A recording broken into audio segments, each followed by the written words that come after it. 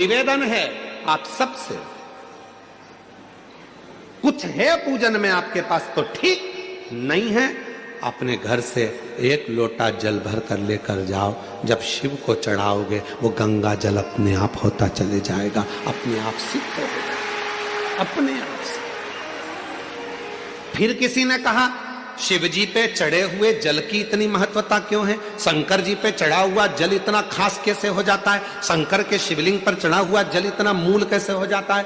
केवल एक 33 कोटि देवता में केवल एक देवता ऐसे हैं जो पूरे वनस्पति को, पूरी पृथ्वी को, पूरे जल तत्व को, अग्नि तत्व को, वायु तत्व को अपने अंदर संजो कर रखते हैं। आप उठाकर क्यों? एक लोटा जल चढ़ाने से राहु ठीक हो जाता है, एक लोटा जल चढ़ाने से केतु ठीक हो जाता है, शनि ठीक हो जाता है, बुध ठीक हो जाता है, मंगल ठीक हो जाता है, बृहस्पति ठीक हो जाता है, नवग्रह देवता सब शंकर के जल से ठीक हो जाते हैं। क्या है ऐसा कि शंकर का जल चढ़ते से वो औषधि बन जाता है? शिव जी पे जल चढ़ा उसको पियो, वो औषधि का काम करता है। आखिर उस जल में ऐसा क्या हो जाता है? तो शंकर भगवान का पूरा विग्रह देखिए। शिव के मस्तक पर जटा में कौन बैठी है? जम के बोलो, गंगा मां। और उसी जटा पर बाजू में साइड में कौन बैठे हैं? चंद्रदेव।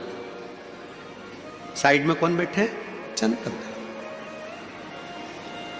कभी आप में से कोई ऐसा व्यक्ति है जिसने शंकर जी की जटा पर चंद्रमा को गलते हुए देखा हो? किसी ने चंद्रमा को बड़ा होता हुआ देखा हो? चंद्रमा समाप्त होते हुए देखा हो?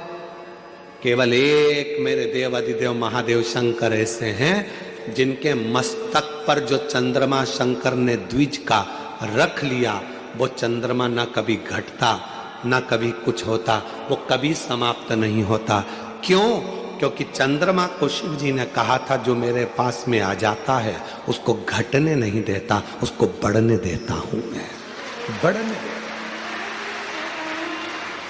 वो घटता नहीं है। शंकर भगवान को जल चढ़ाने वाला घटता नहीं है, वो बढ़ता है।